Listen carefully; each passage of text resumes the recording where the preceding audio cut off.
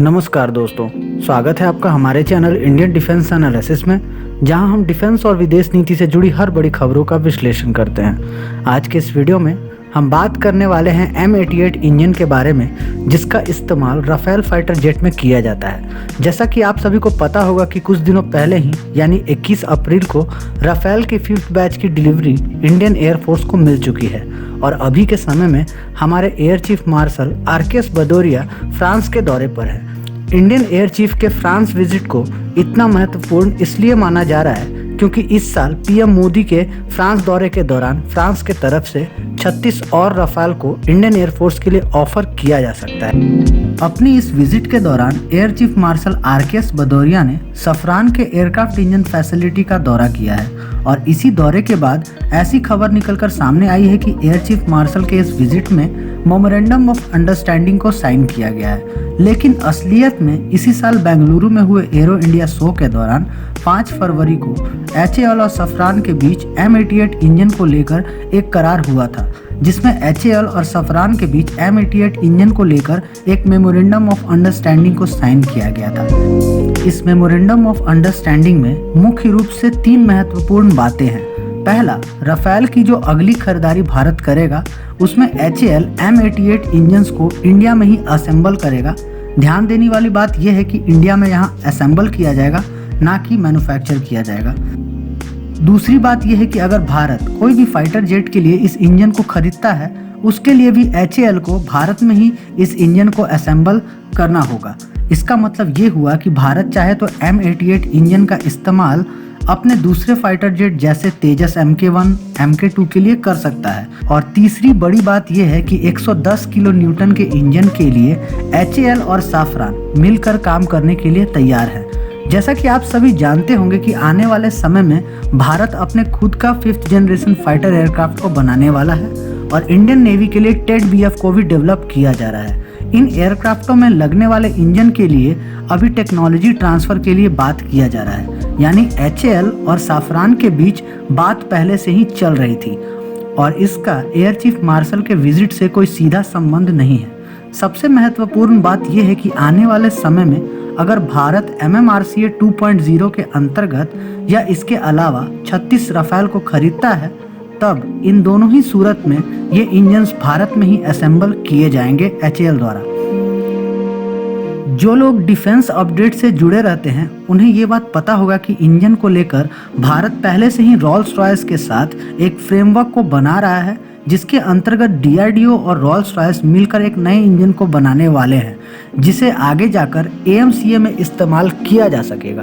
अब एक सवाल यह है कि भारत क्यों 2 इंजन को बनाने वाला है। इसका जवाब है कि भारत अभी के समय में इंजन को लेकर 2 प्लान को लेकर चल रहा है, जहां पर एक डील DRDO और रोल्स रॉयस के बीच में हो रही है, वहीं दूसरी तरफ HAL और सफरान भी बात कर रहे हैं। वहीं DRDO और HAL ये दोनों अलग अलग ऑर्गेनाइजेशंस हैं। भारत अभी के समय में AMCA और TED-BF के इंजन में कोई भी देरी करना नहीं चाहता है और इसके लिए जियोपॉलिटिक्स, इंजन का कॉस्ट और भी बहुत कुछ मायने रखता है। जैसे कि फ्रांस के इंजन बहुत कॉस्टली होते हैं अगर हम तुलना करें यूनाइटेड स्टेट्स और यूनाइटेड किंगडम के इंजन से। उसका प्रमुख कारण ये है कि फ्रांस की जो डिफेंस इंडस्ट्री है वो पूरे तरह से फ्रांस के गवर्नमेंट पर निर्भर है किसी भी डिफेंस डील को लेकर, जिस वजह से कम प्रोडक्शन के कारण कॉस्ट ज़्यादा बढ़ जाता है। पर अगर इंडिया और फ्रांस मिलकर इन्वेस्ट करें किसी भी टेक्नोलॉजी में, तब उससे दोनों ही सरकारों को फ़ायदा होगा।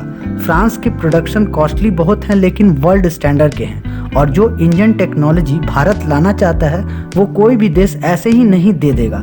इंजन को बनाने के पीछे किसी भी देश का समय, पैसा और मेहनत लगता है, जिसे कोई भी ऐसे ही नहीं दे देना चाहता।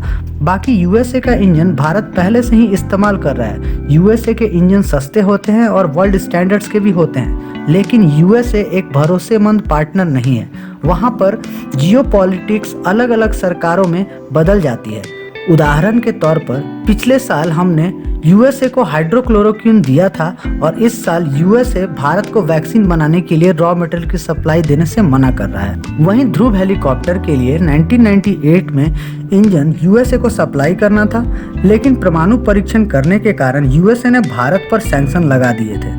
लेकिन आज के समय में ध्रुव हेलीकॉप्टर इंडिया का सबसे सक्सेसफुल हेलीकॉप्टर में से एक है। देखा जाए तो यूएसए और चीन दोनों ही बुली हैं। यूएसए की बुली दिखाई नहीं देती क्योंकि वहां पर डेमोक्रेसी है, वहीं चीन की बुली दिख जाती है। वहीं अगर बात करें यूनाइटेड किंगडम की तो यूके एक रिलायबल पार्टनर है, लेकिन यूएसए के कहने पर वो भी अपने जियोपॉलिटिक्स में बदलाव करते रहते हैं और दोनों ही देश की जियोपॉलिटिक्स लगभग सेम ही है।